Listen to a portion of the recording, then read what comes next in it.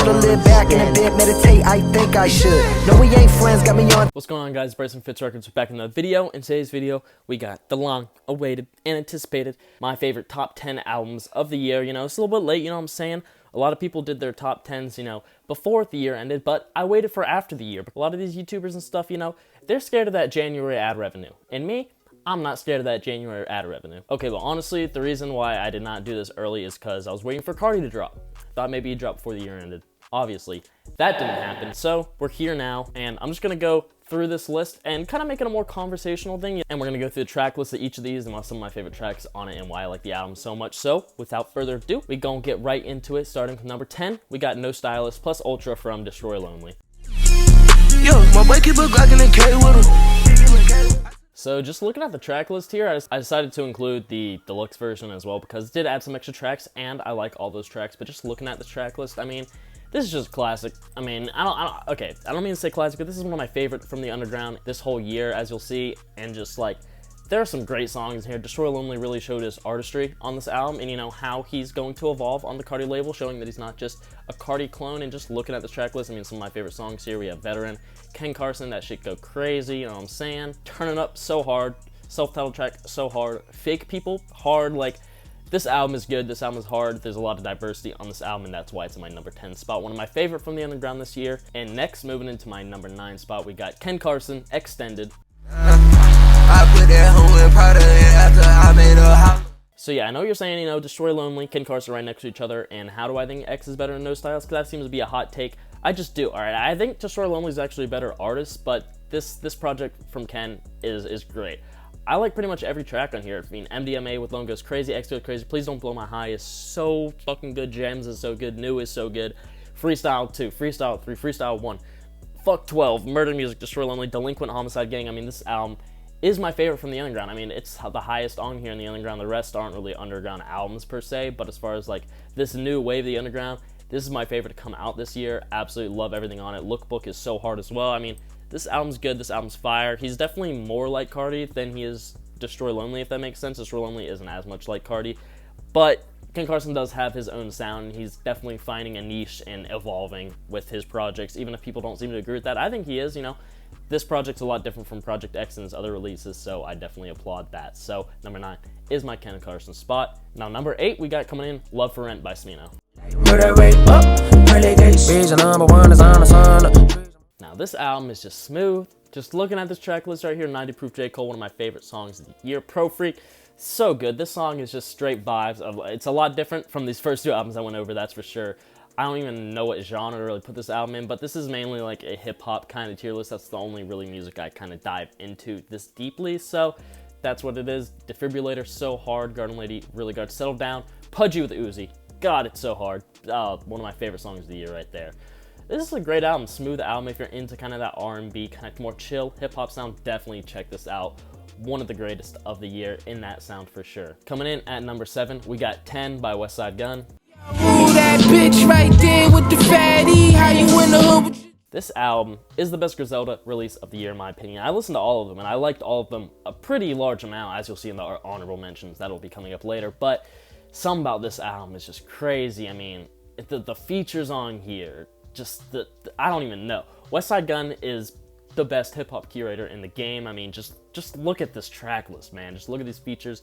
Absolutely fucking insane. Each of these songs sound different from one another. Each of them are unique. Each of them have crazy instrumentals, crazy verses, crazy guest features. Westside Gunn holds his own. He knows what sounds good. He knows how to structure an album in a way to where, you know, it's not getting repetitive, it's not getting boring, and you're always getting something new, and there's always something to look forward to, which I applaud. That's why 10's up here. Favorite Griselda release of the year. This shit's fire. Coming in to my number 6 spot, we got Metro Boomin, Heroes and Villains. Better have matters right here, my friend right here, nigga, both my parents right here. Drop my. I don't know if there's much I gotta say about this album because you all listen to it, I'm sure. It's just fire. I mean, the only gripe I have with this album is the features are a little repetitive. You know, I would have liked to see a little bit more diversity from Metro on here, considering the artists he works with. For example, Carson, Destroy Lonely. I mean, what the fuck? They should be on here, but I understand that it's not. You know, this is his biggest album. He has huge features here from, like, The Weeknd, Travis Scott, you know, Future, you know what I'm saying, 21 Savage, all over it. Huge artists on here, and these tracks flow together seamlessly. Production is throughout. Some of my favorite tracks on here, Superheor going into Too Many Nights. I mean, that transition's fire. Metro Spider, Nah, I Can't Save You, that transition's even more fire. The song with The Weeknd goes crazy. I mean, 21 Savage killed it on all these tracks. The one gripe is, it is a little repetitive for an album, but, you know, it's still an incredible album, which is why it is this high on this list. Next, we got Drake and 21 Savage, Her Loss. Look at me dead in my eyes, I know that you know that a nigga ain't lying. Too much respect. Now, this is probably a hot take, me having Her Loss over Metro's album, because a lot of people seem to be comparing them. Obviously, like the 21 Savage kind of, you know, he's pretty much equally on both of those albums, same amount of time.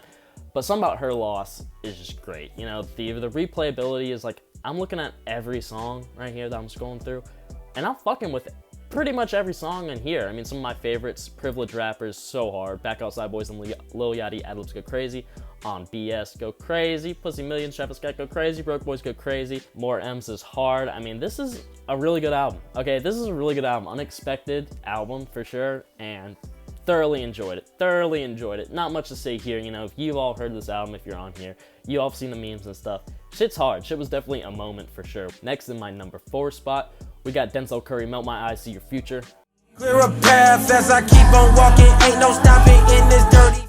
Now, I decided not to include the deluxe in here because the deluxe is different. You know, it is re-recordings of some of the tracks in here plus some new ones. I really did like the deluxe. You know, that live instrumental was fire, but I wanted to stick with the standard album here, as this is the way the album was originally supposed to be consumed in its most pure form.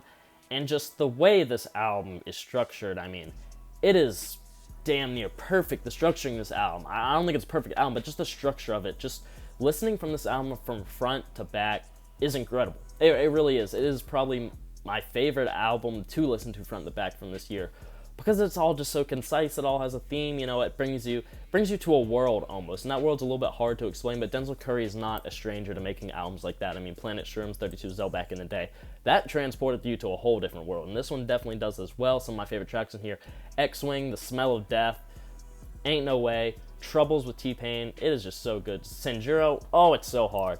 Incredible album, definitely worthy of a top 4 spot. Didn't quite break the top 3, but breaking into the top 3, we got JID, The Forever Story.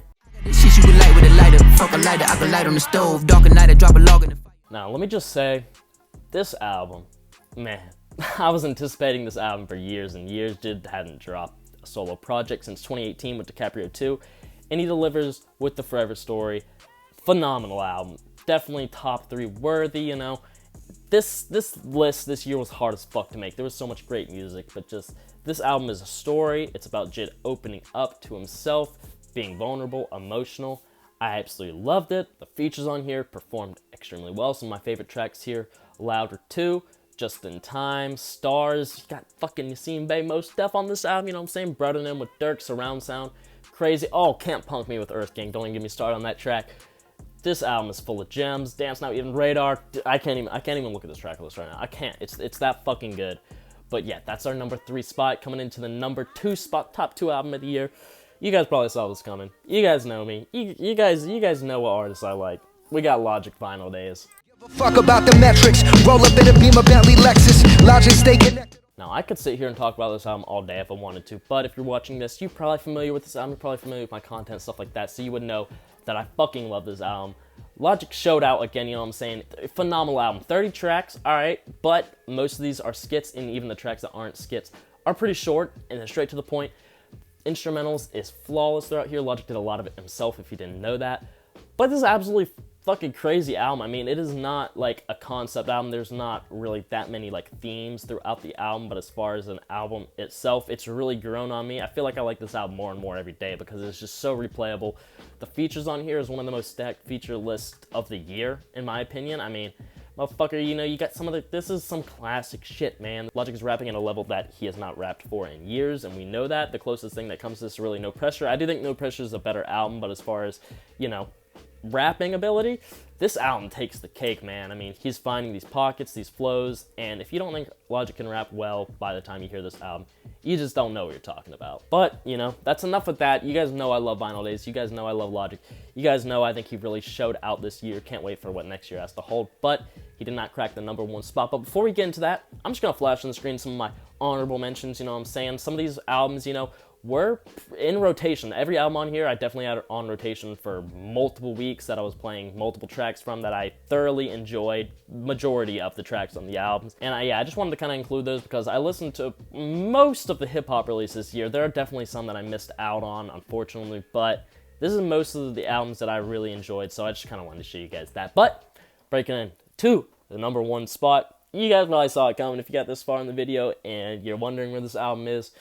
It's in the number 1 spot. Kendrick Lamar, Mr. Morale, and the Big Steppers. Push these niggas off me like, push these bitches off me like, push these niggas off. I mean, what an album, man. What a fucking... Kendrick he just knows how to do it, man. He just knows how to, like, first of all, retire for fucking half a decade, but comes back with this beautiful fucking poetry-influenced, very concept-driven album that has to do with a lot, and he's opening up to himself in ways he hasn't before.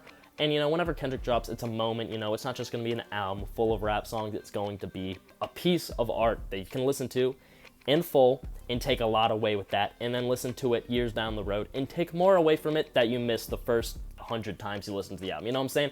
That's the type of artist Kendrick is, and that's why it's my favorite album of the year, because I still return to this album and I still find moments that just bring me back to when the album came out and just bring me back to seeing him on tour, and it's a feeling. This album is a feeling for me. I'm not trying to ride this man's dick that hard, but fuck Kendrick, it's Kendrick Lamar, man. He's gonna show out twice a decade. I gotta fucking show out a little bit for him and give him his props for being one of the best fucking rappers alive. So, shit's crazy, but some of my favorite tracks in here: Crown, so good, Count Me Out, Silent Hill, We Cry Together, such a good performance from Kendrick and Taylor Page, Father Time, so good, Die Hard, so good, N95, Entitled and Grief. I'm just listing every track on here, it seems, and he added the Heart Part 5 later. One of my favorite tracks of the year. This album's incredible. My favorite album of the year, favorite hip-hop album of the year, regardless. And yeah, that's my list. So, let me know what your top 10 favorite albums of the year were in the comments down below, you know what I'm saying? And if you enjoyed watching, you know what I'm saying? Make sure to subscribe at the bell so you don't miss any videos, any updates like that. Let me know how I did about my list down there in the comments. You know, how'd I do? You know, definitely a more untraditional list than what people are probably used to from this year. But that's my honest opinion, bro. I'm not going to pander to nobody. So, I appreciate you guys watching. Go in the description. Follow my TikTok, my Spotify, my Twitter, and my Instagram down there too. And yeah, it's been Bryce. Peace. Can I picture little Bobby, just a young'un run around with his bands, hammer in his hand, feeling like a man. The illest to ever do it. Run for the pole, get the gun, put it in your brain like